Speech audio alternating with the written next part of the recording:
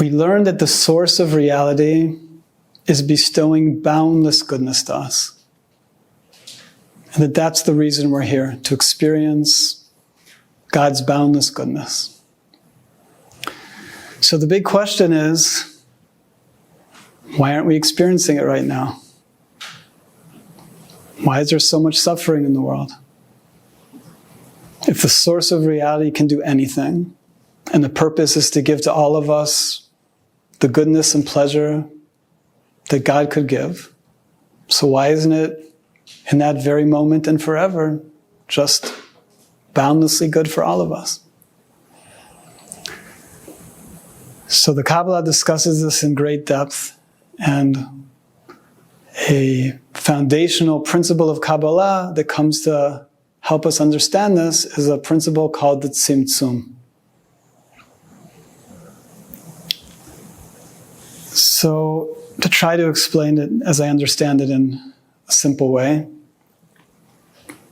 we learned that before the creation of our physical reality, before time and space, we could imagine that all of us were one universal soul, that the source of reality created and is bestowing to us the boundless goodness. And we exist in this eternal state beyond time and space, experiencing all the goodness that was the purpose of creation to bestow to us. So we learned that this state, although it was a state of absolute perfection, the very fact that the source of reality is bestowing the goodness and bestowing the love to us, and we're receiving the goodness and receiving the love, we learn in that perfected state, our receiving of the love, we wanted to be able to love back. The very situation where the source of reality is only giving, and the creation is only receiving, sets up a spiritual separation between us. God is giving the love and we're receiving the love. But we wanted to love back. So we learned that our desire to love back put into effect this entire reality. There comes into effect time and space. Our universal soul is fragmented into all of our billions of individual souls. And we learn the idea of the Tzimtzum is that all of that boundless goodness that we were receiving is now hidden from us. And all that's left of that goodness is a tiny micro thread of pleasure. Just enough to keep us alive. One grain of sand of pleasure compared to the universe of the pleasure that we were experiencing. This micro thread of pleasure is called in the Kabbalah Nehiru Dekik. We learned that all the physical pleasures we know of in the world today, those are all the Nehiru Dekik, this tiny grain of sand of pleasure, just enough to keep us alive. And we learned that right now, the idea of the Tzimtzum is that all of this goodness is hidden from us in pleasure until we learn how to receive it in a way of giving and love. Instead of receiving it only in a way of taking the love, we're learning how to receive it in a way of loving back. So the extent to which we're receiving all of the divine goodness, or any of the divine goodness, in a state of loving back rather than in a self-serving way, is the extent to which it become revealed to us. When we finally complete the process of learning how to receive all the goodness in a way of loving back, so then we learn that all the goodness will once again become revealed. We'll even be able to go beyond time and space where we were in the beginning. And now we'll be where we were in the beginning, but instead of in the beginning stage, where the source of reality is bestowing all the goodness to us and we're receiving it, in the final stage, the source of reality is bestowing all the goodness and love to us, and we're loving back. We're receiving in a state of love, the most cosmic love story. So according to this understanding of Kabbalah, everything that we're going through right now in this whole epic movie of life is all of our eternal, divine, exalted souls learning how to love. Because nothing else really needs to happen. In the first state, before we came into all of this reality of time and space and the Tzimtzum took place, we were already experiencing God's goodness and fullness. The only reason we left that state was to be able to receive the goodness and love in a way of loving back. So we learned that everything we're going through right now is that process of learning how to love back.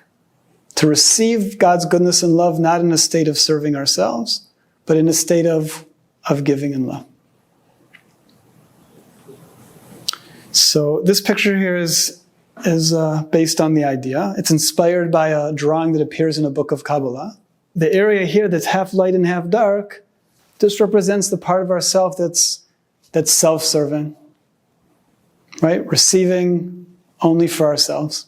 We learned that this part of ourself, because of the Tzimtzum, is simply not able to experience God's goodness. Because we didn't want to receive it in a way that's self-serving. We only wanted to receive it in a way of giving and love. So this line here coming from the top represents all the divine goodness that we learn is flowing even this very moment, just waiting for us to be ready for it. The red line here represents all the spiritual work of our lives, which is to transcend the part of ourself that's only focused on ourself, only wanting to get. In the language of Kabbalah, it's called our desire to receive. When we finally complete the process and get above the red line, we reach a desire to give, a very exalted level where giving becomes more precious to us than receiving. This bottom here is like the lower hay in that first black and white picture we talked about. Above the line is the upper hay. Right? We go from a desire to receive to a desire to give. We then become able to experience all the goodness. And so that's why we learned that this whole inner transformation, which is the subject of Kabbalah, of learning to elevate our desire to receive to a state of giving, is everything that we're going through. In the art here, there's the circle surrounding represent an idea that's called or makif, or surrounding light.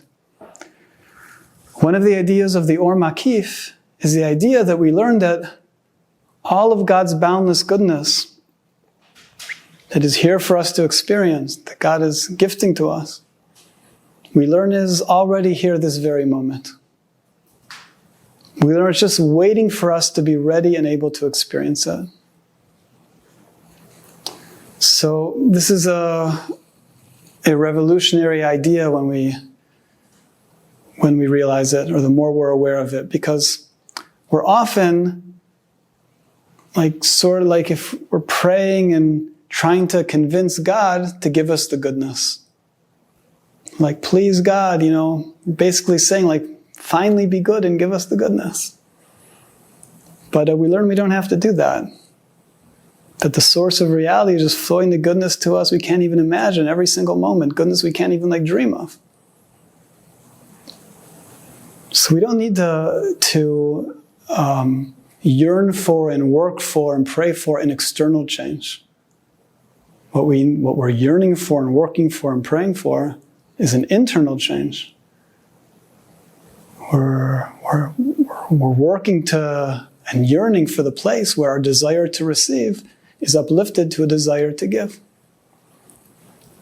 So this whole revolutionary shift of realizing that what there is to fix in the world is inside of ourselves. Right? The Kabbalah is trying to get us to realize that that's what we're working towards, internal change. And the more that we're able to reach that state where giving is more precious to us than receiving, the more we're reaching a state of giving and love, then we more become able to experience God's goodness that's already here.